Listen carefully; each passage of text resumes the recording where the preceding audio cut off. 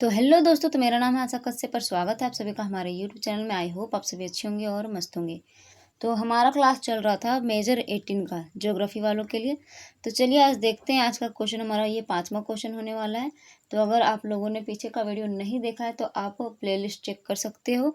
आप लोगों को वहाँ पे मेजर 16, 17 और 18 का क्वेश्चन मिलेगा और उसका आंसर भी मिलेगा।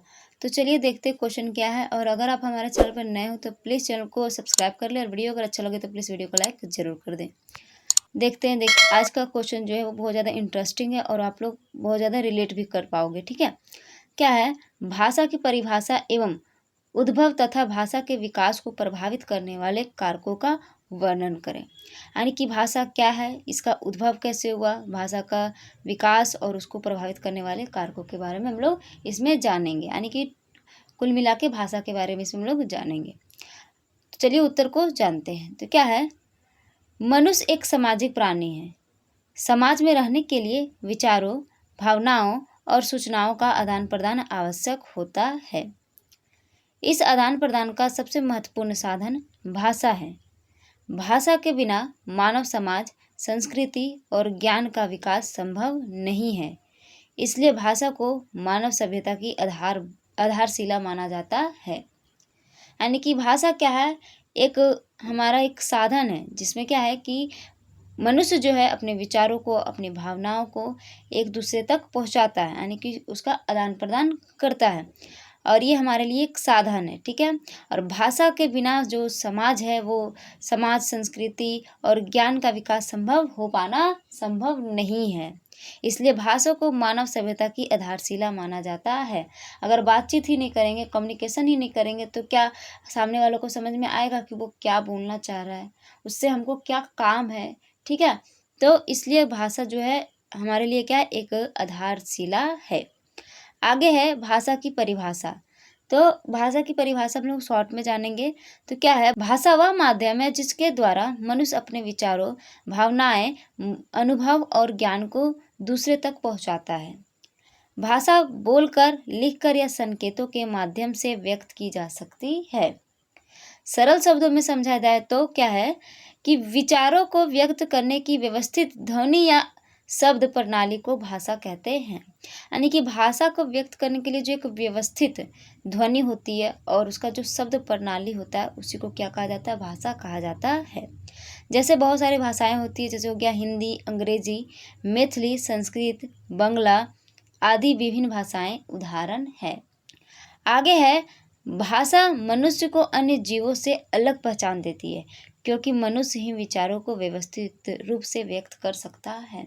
तो भाषा जो है वो क्या है? मनुष्य को अन्य जीवों से अलग बनाती है, उसको एक अलग पहचान देती है, क्योंकि क्या है कि मनुष्य ही विचारों को व्यवस्थित रूप से व्यक्त कर सकता है, यानी अपनी बातों को दूसरे तक वो पहुंचा सकता है बोलकर या लिखकर। तो भाषा ही नहीं रहेगा तो लिखा भी नहीं जा सकता है। तो लिख कर बोल सकता है वो, यानी बता सकता है, या फिर बोल कर वो व्यक्त कर सकता है। आगे है भाषा का उद्भव। इसका उद्भव कैसे हुआ था इसके बारे में जानेंगे। भाषा का निर्माण एक दिन में नहीं हुआ, बल्कि यह हजारों वर्षों की सामाजिक प्रक्रिया का परिणाम है। प्रारंभिक मानव के पास विकसित भाषा नहीं थी। वह अपनी बात समझाने के लिए संकेतों, हाथों के इशारों और विभिन्न ध्वनियों का प्रयोग करता था। तो पहले क्या था कि भाषा जो है हमारे पास जो शब्द है, यानी कि जो शब्द प्रणाली थी वो हमारे पास नहीं थी। इसको बनने में बहुत ज़्यादा टाइमिंग लगा। ठीक है, तो धीरे धीरे प्रारंभिक टाइम में ये सब नहीं था। तो प्रारंभिक मानव के पास क्या था? विकसित भाषा नहीं था। तो वह अपनी बातों को समझाने के लिए, यानी कि दूसरे को समझाने के लिए क्या करता था? तो संकेतों को संकेत करता था या फिर हाथों से वो इशारा करता था। ठीक है, तो उसके बाद धीरे धीरे क्या आया? धीरे धीरे शब्द प्रणाली आई, ध्वनि आई, उसके बाद फिर भाषा विकसित हुआ। आगे है भाषा के उद्भव की प्रक्रिया को निम्न चरणों में समझा जा सकता है। पहला क्या है? संकेत अवस्था। इसमें क्या है? यानी कि संकेत करके जो बताया जाता था। तो क्या इसमें प्रारंभिक मानव इशारों और चेहरे के भावों से संवाद करता था। तो आप लोग क्या कीजिएगा, ये सिर्फ पॉइंट को याद कीजिएगा, बाकी आप लोग जो लिखा हुआ है इसको आप लोग खुद से भी लिख सकते हो। संकेत का मतलब क्या होता है? संकेत यानी कि संकेत करके किसी को अपनी बातों को बताना। ठीक है, तो क्या प्रारंभिक मानव इशारों और चेहरे के भावों से संवाद करता था, यानी कि बात जो करता था वो कैसे करता था? तो चेहरों चेहरे के भाव को देखकर और इशारा करके बातचीत किया करता था। दूसरा है ध्वनि अवस्था। इसमें क्या है, समय के साथ मानव ने अलग अलग ध्वनियाँ निकालना शुरू किया, यानी कि समय के साथ क्या हुआ, अलग अलग ध्वनि वो निकालना स्टार्ट किए। आगे तीसरा शब्द निर्माण। तो इसमें क्या है, ध्वनियाँ मिलकर शब्द बने और वस्तुओं के नाम रखे गए। तो ध्वनि जब मिले तो क्या हुआ कि फिर वस्तुओं का नाम रखना स्टार्ट होने लगा। आगे है चौथा वाक्य निर्माण। तो धीरे धीरे शब्दों को जोड़कर वाक्य बनने लगे। पांचवा है लिपि और व्याकरण का विकास।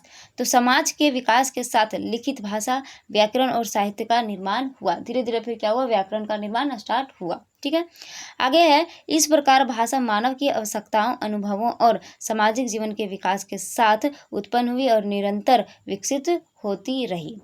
आगे है भाषा को प्रभावित करने वाले कारक।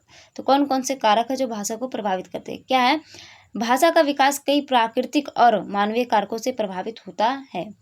क्या क्या उसमें? पहला है भौगोलिक कारक। इसमें क्या है, पर्वत, नदियाँ, रेगिस्तान और दूरी लोगों को अलग अलग क्षेत्रों में बांट देते हैं। अलग रहने के कारण लोगों की बोलचाल बदलती है और नई भाषाएं और बोलियां विकसित होती है।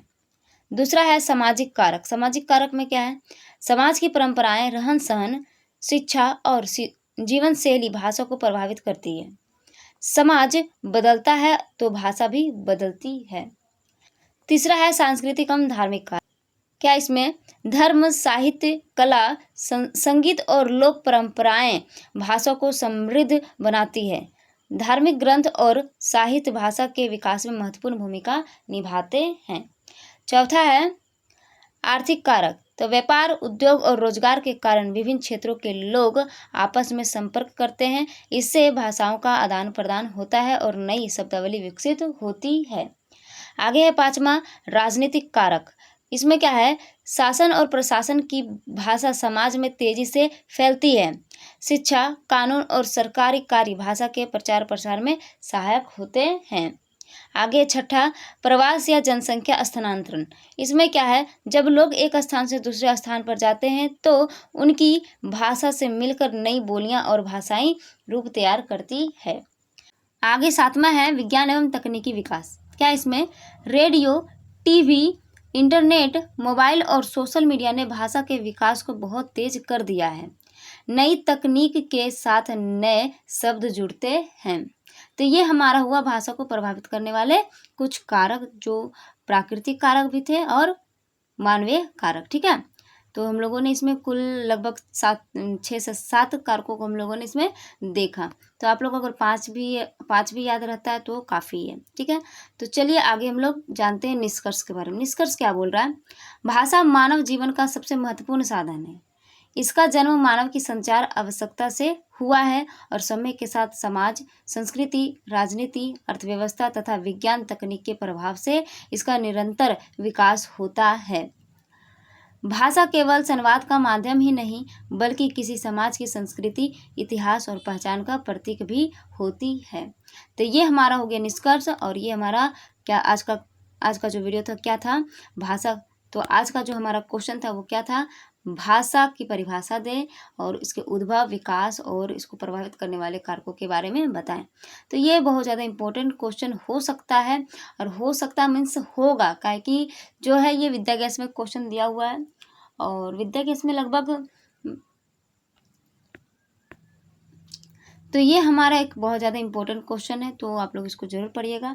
आप लोग पढ़ लीजिएगा, समझ में आ जाएगा। इसको रटने की कोई आवश्यकता नहीं है, आप आराम से इसको लिख सकते हो खुद से भी। ठीक है, तो मिलते हैं नेक्स्ट वीडियो में। अभी के लिए इतना ही। अगर वीडियो अच्छा लगा तो प्लीज़ वीडियो को लाइक कर दें और चैनल को सब्सक्राइब जरूर कर दें।